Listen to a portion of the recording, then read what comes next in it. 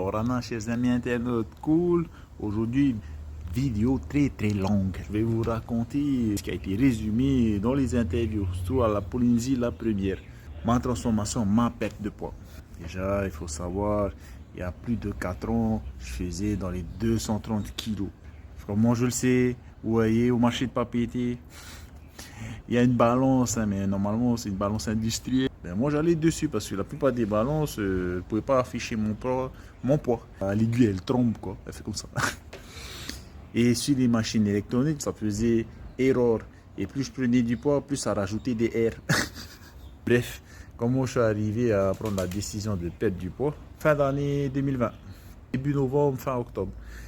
J'étais parti voir le docteur à maman parce que je me sentais pas bien et on m'a appris là-bas que j'avais la tension. J'étais monté à 19,2 ou 19,4 en tension. Ah là, ça inquiétait beaucoup ma maman qui voulait pas me voir mourir avant elle. Bon, c'est compréhensible, un parent ne veut pas voir son enfant mourir avant lui. Elle a essayé de me convaincre de perdre du poids, mais moi je la répondais sans conviction, je disais oui, ouais. Et ça l'avait énervé. Elle a pleuré et là ça m'a touché parce que j'aime pas voir ma maman pleurer déjà. Elle a déjà subi énormément de fardeaux. Ça a percuté dans mon cerveau et j'ai décidé d'entreprendre l'aventure. Dans l'assiette, ça n'a pas changé au début. Franchement les gars, quand t'es un Kumatsu comme moi, c'est dur de descendre le panneau de fourchette. Je fais de la marche d'abord sur le plat, ensuite j'ai essayé de les monter, mais bon, donc j'y pense, c'était une sacrée erreur parce que ça me faisait hyper mal aux genoux, surtout les descentes, dû à mon surpoids. Je me suis rendu compte au bout d'un mois, je crois que j'avais perdu 7 kilos, j'étais descendu à 223, je ne pouvais pas le faire seul, hein. Pas à la one again. Ma soeur qui a essayé de me convaincre pendant une année entière de m'amener là où je suis aujourd'hui à la salle Tenso Concept. J'ai accepté son offre et je suis venu voir la salle. Pourtant, il faut savoir que moi, je suis réticent à aller dans une salle de sport à cette période-là. Tout simplement, j'avais déjà essayé d'une salle de musculation et franchement, c'était pas le propriétaire, hein. Mais les adhérents, c'était des vrais. T'as pas besoin de dire que je suis gros et que je sers à rien, que je vais jamais réussir. Je le sais très bien, les gars. Elle m'avait dit que c'était bien et je suis venu. L'ambiance est hyper top ici et au moins le gérant, le coach fait attention à ce qui se passe dans sa salle, l'ambiance. Et c'est là que je suis arrivé à la TNC Concept et devenu un adhérent de chez Vincent Caro. Au fil en aiguille, avec les conseils de Vincent, en 1 an et 5 mois, j'ai cravaché et connaissant mon point faible qui était le panneau de fourchette et l'alcool, pendant cette période-là, j'ai essayé de diminuer à ma manière, au fur et à mesure pour que mes 2 gros saladiers deviennent une assiette. C'était long, c'était un combat très dur.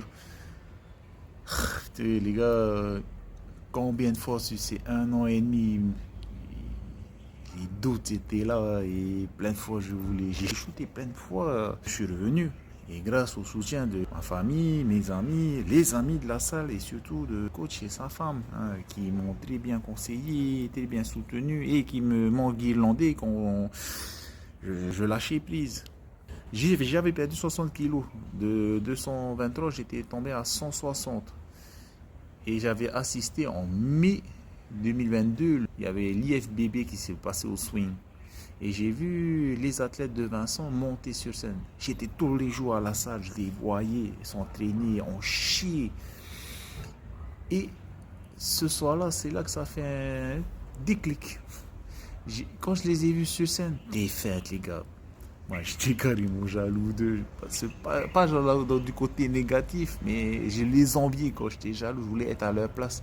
Ils ont fait des podiums, les gars. Deuxième, premier, pas tous, mais la plupart, oui. Et là, j'ai dit, moi aussi, je veux faire. Et à partir de là, 3 jours plus tard, le lundi, j'avais mûrement réfléchi chez moi. Et je suis venu voir coach. Je lui ai demandé en face à face. Et coach, je pense que je peux faire du bodybuilding. Et pourtant, j'avais encore de la bedaine, hein. Et franchement, à la place de Vincent, j'aurais dit, ouais, non, il n'y a aucun espoir. Mais lui, il m'a pas dit non. Il m'a regardé, tu es sûr? J'ai dit, oui, j'ai envie de faire, c'est un rêve de gosse. L'adolescent qu'on avait tué dans l'œuf. Mais quand j'ai vu le travail de Vincent et de ses athlètes, ça m'a convaincu. Peut-être j'ai un espoir que je puisse faire du bodybuilding. Et il m'a dit, si tu es sûr de toi et que tu vas tenir, tu es go. Parce que mon point fort à moi, c'est la routine. C'est rien d'autre. Et s'il n'y a pas quelque chose qui me force à arrêter ma routine quotidienne, ben, je peux tracer comme ça pendant des années. Tous les jours, je suis là. Je ne rate pas un jour. Même si je suis fatigué ou malade comme un chien, je suis là. Même quand il y a des intempéries, je suis là. Il faut savoir que je ne travaillais pas. C'était mes parents qui payaient la salle. Et je suis allé les convaincre de m'aider. C'est de là que mon aventure de ma perte de poids a accéléré. Avec le suivi de Vincent, ses plans diète, plans d'entraînement et ses conseils, et la complémentation, ben, j'ai perdu 60 kilos en seulement 6 mois. Pour ma première compète, la MMC Show, où j'étais en bodybuilding avec Tohiro Yip. J'ai toujours les vidéos, ça va apparaître par là. Et j'étais carrément content. Moi, je voulais pas gagner. Moi, je voulais juste poser mon pied sur la scène. Fallait me voir quand j'étais monté dessus. On m'a surnommé Monsieur Sourire. Je m'en foutais du reste. J'étais en plein dans mon délire. J'avais réussi à mettre un pied dans mon rêve. Et à partir de ce moment-là, j'ai continué le suivi, à m'entraîner, à améliorer mon physique. Et en 2023, où j'ai fait une hors-saison sans compétition, en 2024, j'ai décidé de faire 2 compétitions qui étaient la IFBB et la MMC Show 2e édition. Bon, la peau du ventre était toujours distendue et j'en ai encore un peu. Et ça commence à bien se retendre au fur et à mesure. La IFBB, je suis allé en classique. J'étais contre Matke, on n'était encore que 2. En novembre, le 30, à la MMC Show. Et là, c'était super. J'étais avec mon pote Henamoué et Cipriani. Oh là là, la meilleure soirée. En plus, c'est complètement fun. Et quand j'avais fini mon passage en classique, j'arrivais dans le backstage, j'étais... Je crois que j'ai un peu fait peur aux autres athlètes. Je pouvais pas contenir ma joie. Ouh, j'étais là. Les gars. Ça, et là, cette année, j'ai décidé d'aller faire une compétition, mais pas sur le territoire. Je vous souhaite une bonne journée, un bon appétit et hashtag la bise.